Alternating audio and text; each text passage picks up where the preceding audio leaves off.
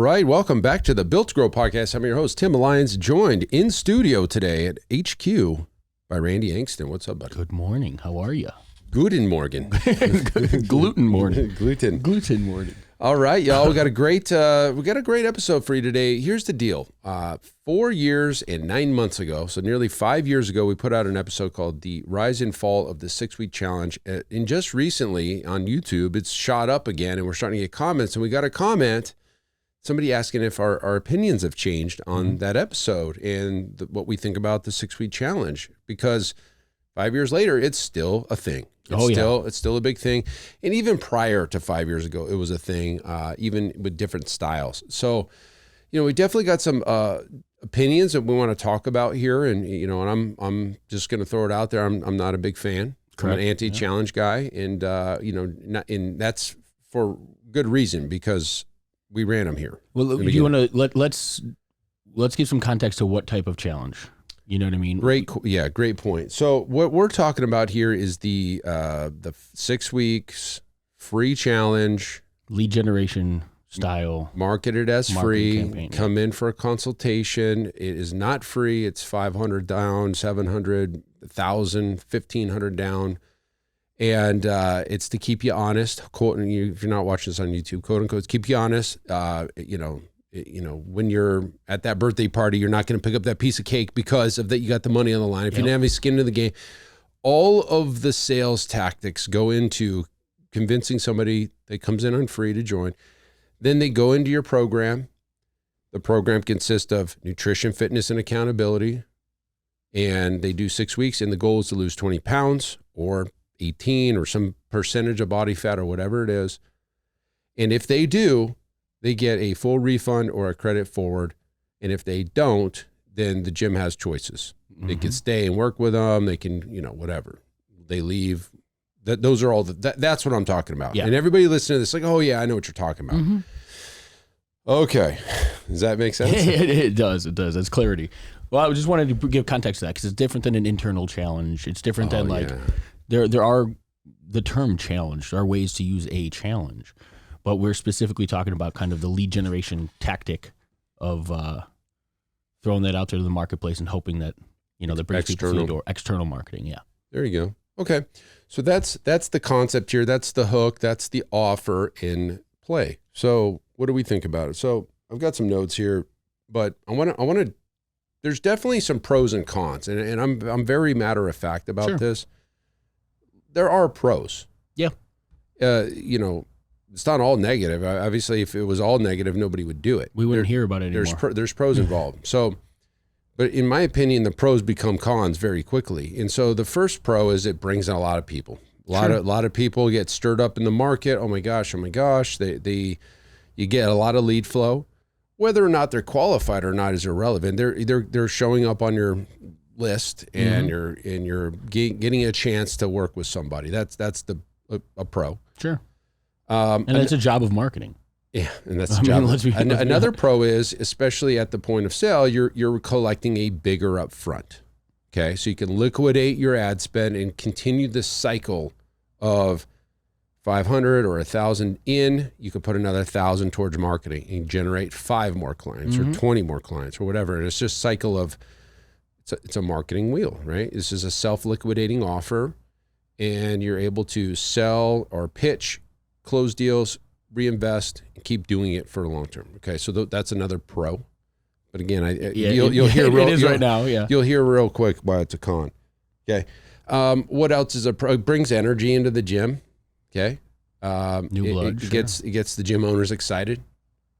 Yeah, that would be a pro, because if there's nothing coming in and now there's a bunch of people coming in, that's pretty exciting. Yeah, it definitely beats the stagnant. Yep, and I'll show you real quick why that's a con as well, because you're kind of ignoring your current clients. You're delivering all this stuff to the new folks. Okay, so those are all pros.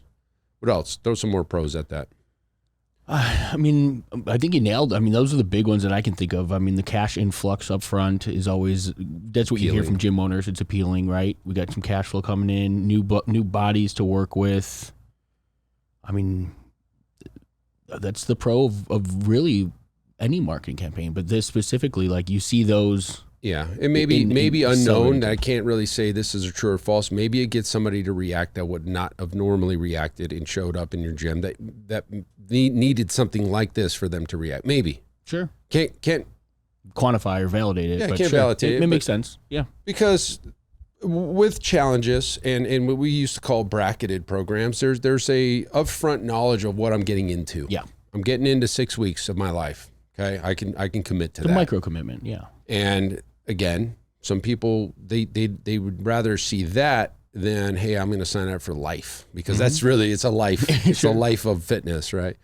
And so again, all pros, again, also can be cons, and I'll show you why. So, okay, so let's get into the cons, because I don't want you guys to think this is rainbows and butterflies. This is it becomes a big problem real quick. So the first thing is when we talk about the type of client or what they're reacting to a specific time commitment and or a specific result they're looking for. 6 weeks, 20 pounds. Yep. That is what they're reacting to. They wrap their head around this. And they come in and they do your thing. One of two things, and potentially a third thing could happen. Number one, they come in and they lose the 20 pounds. Mm-hmm. And they are out of pain because that was the pain that brought them in. I needed to get this body fat off, or even sometimes muscle mass, just weight. It's just weight, yeah. Weight off. I'm down 20 pounds. Thank you, Jim. I'm out of here. Yeah. They leave. They accomplish their goal and they leave. That's the most common. Second most common. The first most common is they don't hit their goal. That's the second thing that could happen. They don't hit their goal, and then they're pissed and they leave. Okay?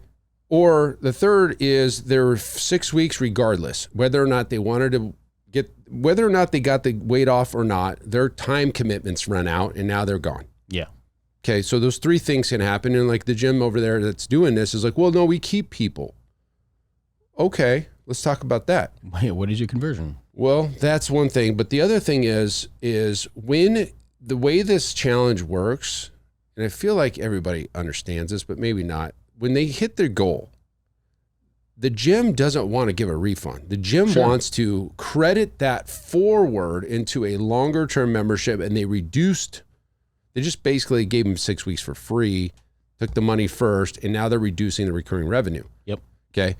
Let's just say that they're in for a 6 week commitment after that. And then what happens? You got to raise their rate because now their credit's used up. Yep. Right. So you're cannibalizing your EFT or recurring revenue with the credit forward. Again, that's a problem to me, because if in our world is let's grow the recurring revenue as high as it possibly can. Consistent revenue coming in, bills paid on time, coaches being paid, owner benefit, all of the things. And when you do a challenge, you're getting this chunk of money up front. Either you re-spend it on more marketing, or now you've got to reduce the person's dues going forward because they hit their goal. Mm-hmm. Or the other side of it is they didn't hit their goal. And that's the next con that I've got. It creates this you versus them mentality. Yeah.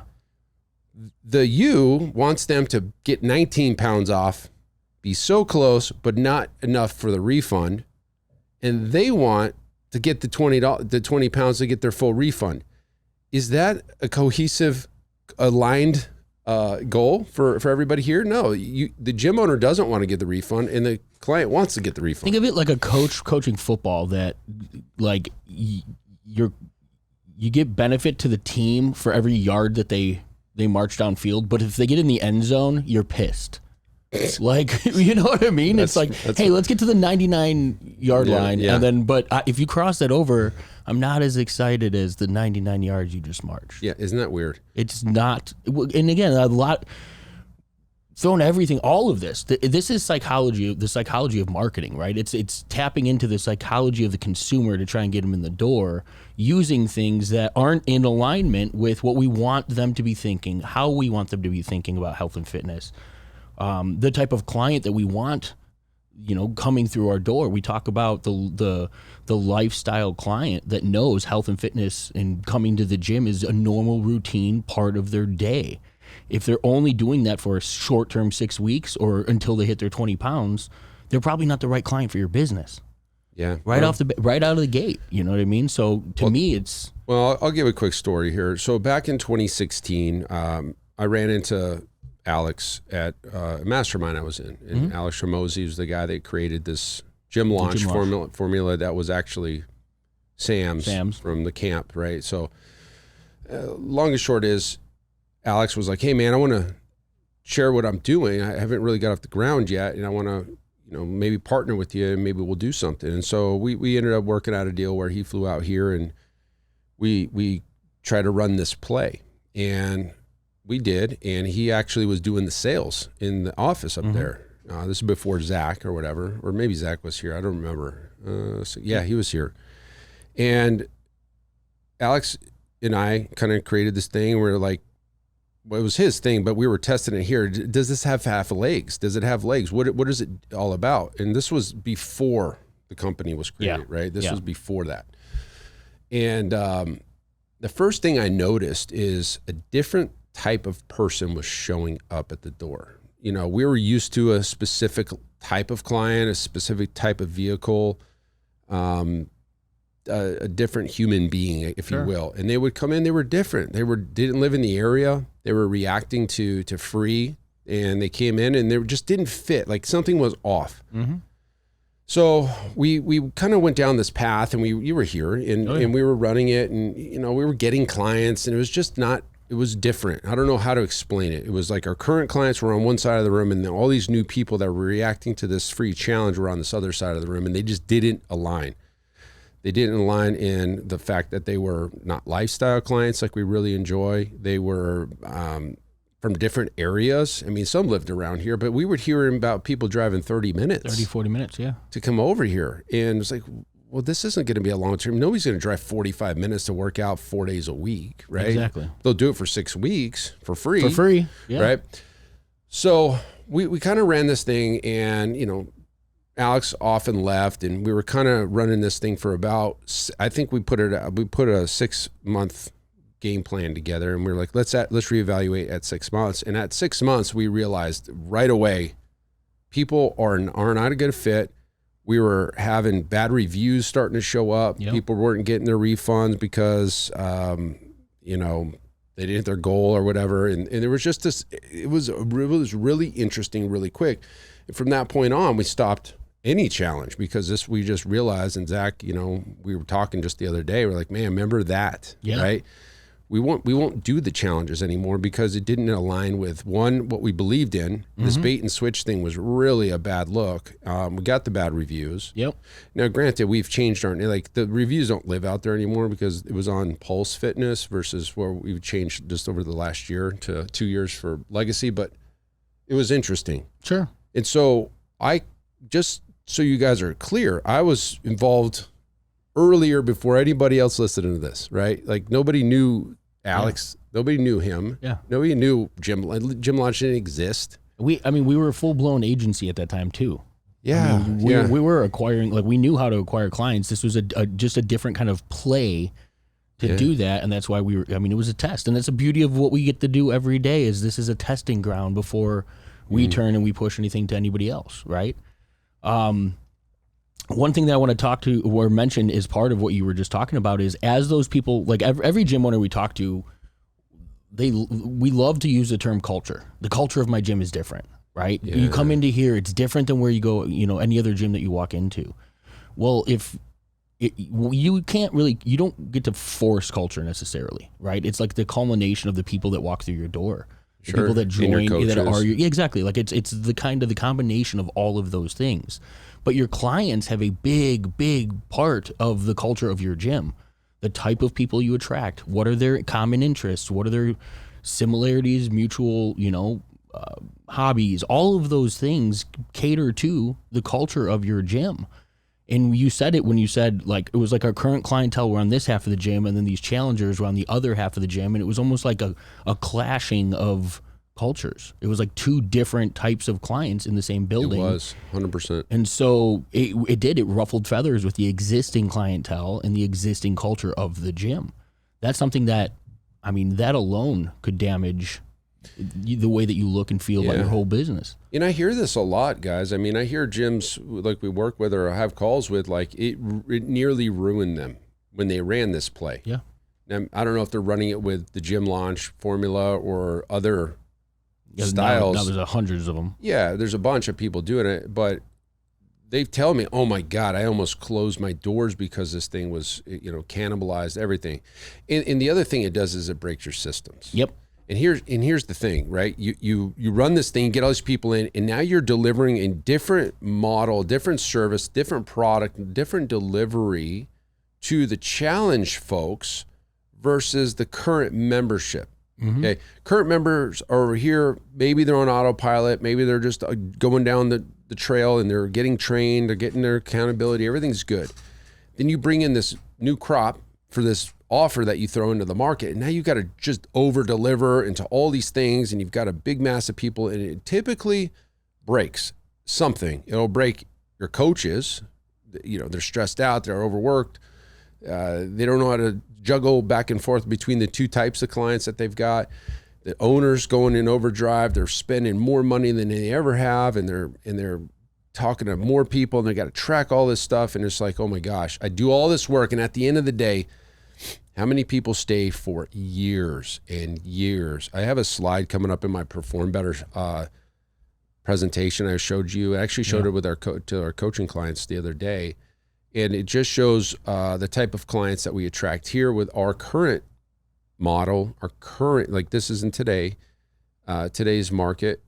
In between 9 clients, the total of revenue is over $500,000 between just 9 clients that have been here for 10 years, 15 years, 20, you know what I mean? Yeah. Not 20 years yet, because we'll get there. We'll get there. Almost. It's going to be pretty wild to be in business 20 years. I can't believe that we're sitting at this table this deep and how much further that goes. Can't stop, won't stop. Anyways, so that's another thing. They came in for one thing, and then you got to sell them into something else. That's another con, right? So they come in for this thing. They've got their head wrapped. So when they see these ads, they've got their head wrapped around 20 pounds. Yeah. They've already lost it in their head. I'm going to come in, and I lost the weight. And whether or not the 6 weeks does it for them, they were sold on that thing. And now what you're trying to do is it's so messed up. Like when they come in, the solution is the challenge, and at the end, the solution is not the. God, let me rephrase. Let me rephrase this. When they come in, the challenge is the solution. That's what you're selling them, guys. We just got to get you in 6 weeks, 20 pounds, and at the end of the 6 weeks, you talked crap about the challenge. That wasn't nothing. What you really need is a lifelong, 12-month, 20-year plan. That's just to get you started. But when they first came in, this is all they needed. Yeah. And now you are flipping on them, and you're just, because you're selling them. Because you have to sell. Yeah. And you're selling them. And when I say sell, I'm not saying it in a good way. I'm saying you're convincing them. Well, Tim, they don't know what they don't need. Do you? If you knew what they needed, you would not sell them that 6-week quick fix, magic bullet, magic weight loss pill. Yeah, it's like a crash diet type mentality. Gym owners, when you're running that style of programming, it's not the best solution. How many gym owners are selling that as the intro offer to their gym, and they're not even a weight loss facility? I saw everybody running it. I saw mixed martial arts places running it. I saw CrossFit's running it, and they still run it. Let's be honest. They still run it because it drums up business. It gets people through the front door, or it has the ability to get somebody through the front door. But again, it's not a long-term solution for growing a facility. It's a hook. It's one play. It becomes a cyclical, never-ending marketing and sales company. Yep. Because you're losing people as fast as you're bringing them in. We got a great example. I won't use his name here, but he came into our coaching program off of a 6-week challenge coaching thing he got out of. And he couldn't keep his clients longer than 6 weeks, whether they signed up for the challenge 6 weeks or the regular membership for 6 weeks. And he was constantly churning. And the guy, 1,500, 2,000 square feet, is spending $12,000 a month in marketing because he has to do it to keep up. And as soon as he's making the money, he's putting it right back out there into Facebook. Right? He has to. And that's the thing. And that's a problem when you create if you think of just even the long-term client, the lifestyle client mentality, if you know that person's coming in and just on average, you can stretch it out to a year, 2 years, 3 years, and your average membership length, those are the people that are carrying the weight of, the burden of paying your bills and keeping your expenses covered and things like that. When you shorten that cycle and you go down to 6 weeks and it's every 6 weeks, think about that. Every month and a half, was it 2 months? 6 weeks, not even a month and a half, right? Yeah. Every month and a half, you're having to resell that same group of people. You're selling them, hopefully converting some of them into memberships. We know it's not going to be the majority of them. But then on top of that, you have to replace all of those people that are no longer with you every 6 weeks. So you become a marketing and sales company. All of your attention as a gym owner becomes marketing and sales. Your team's delivery is the absolute last thought of anything that you have. You're not worried about keeping people long. You're not thinking about like, hey, how is the delivery? How was the training session? How is that form? Exactly. How is that? What is that doing for me keeping a client? No, it's I just got to get through this so that I can get somebody else in my next consultation and close them. That's all you think. You end up focusing just on how many consultations you got. Yep. Gym owners are listening to this. They're nodding your head because you're like, you're right. Yeah. I'm not thinking about the product at hand. I'm not thinking about my gym as like the programming itself and the training itself and the delivery. Client experience. All I'm caring about is when's that next client coming in. Yep. And that's not what you signed up for. You signed up to take care of people. And I'm not certain that this is taking care of people at all. I think for most gym owners, especially those that have come from the trainer seat, right? Their care, their passion, the reason that they do this, then they get into that gym owner role and they want to have that amazing client experience. They want to deliver a superior product that people will walk through their doors and buy a membership to their gym because of. But then you bolt in something like this to attract basically anybody and everybody. that bites, and it forces your attention over. You don't have the luxury of just focusing on the delivery of the product and being able to do that anymore, because the marketing and the sales takes such a big portion of even just the mental capacity and the resources of the your sales or your team, right? Everything's slighted to the marketing and the sales. The last thought is delivering a superior product, or the color of the walls, or the music that you're playing, or any of the things that we know actually lead to long-term retention for a client. Yep. And you wonder why after 6 weeks they're making a decision to go find the next challenge or go to the next gym or go somewhere else. I mean, I would take a look. If you've been running this style of marketing for a year or 2 years, I would take a hard look at all the people that you signed up, and then take a look at how many people you currently have. And it's probably 20 to 1. Oh man, I wish. Do you remember after the challenge? I mean, it was dismal how many people had stayed. One, that's the key. 2. There you go. There's your tell. Like during your challenge times, you got a bunch of people, and then when there is no challenge, you got no people. What is that telling you? Yeah, it's telling you that people aren't staying after that first thing. They're coming in for the free thing. They're coming in because you hooked them. You're convincing them.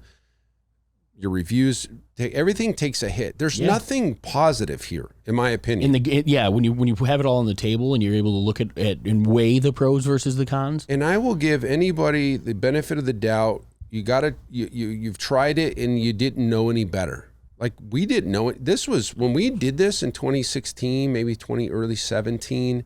I got to go back and look, but nobody knew what the hell this was. No.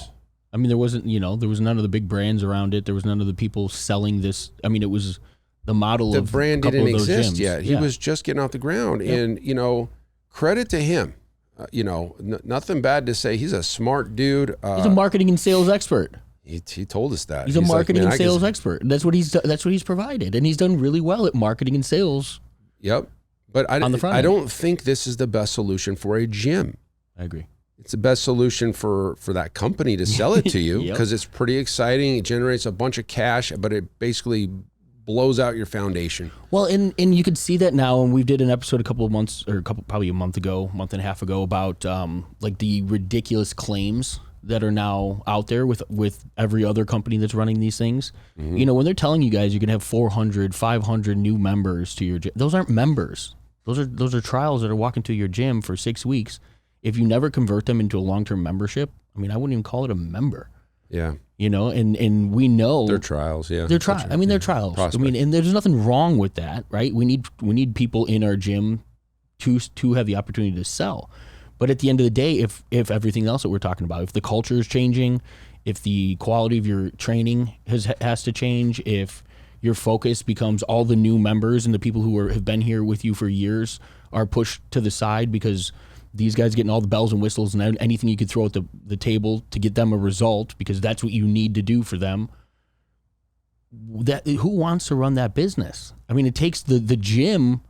It doesn't matter what you're selling them into. I mean, you're marketing and you're selling, and that's it. And that's the whole focus. And that's, to me, as a gym owner who started, you know, because you care about the results of your clients, you want people, you know, sticking around and staying with you long term. Everybody talks about the people that got started with them that they've had forever. If you want more of those types of people, do the things that are going to draw in those types of people. You can't have your cake and eat it too. And this is one of those things where the solution to acquiring more leads, it sounds real good. And then when you actually get in the weeds and you actually do it, and you end up finding out that all of these problems came with it.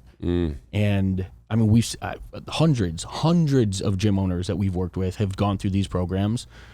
And I can't tell you one that after the fact is still, you know. Well, I'll tell you what. If it worked, they wouldn't be on the phone with us. And that's true. Right? Why are they calling us if they've got that thing, right? If that's the solution. That ain't this. Just because it causes so many problems. Anyways, guys, listen, we're here to help you win. Yeah. At the end of the day, it's all we care about is you as the gym owner. You're being bombarded by ridiculous claims. I've got screenshots of ads that are in my presentations coming up, but it's pretty wild. You're right. Market sophistication's well into the force. Yep. And the ridiculous claims. I saw one, 150 new members, guaranteed no money. Okay. Okay is the only problem. So no money. So the only way that would work is if the agency uses their own money and sells and collects all the money and then hands them off to you after some period of time.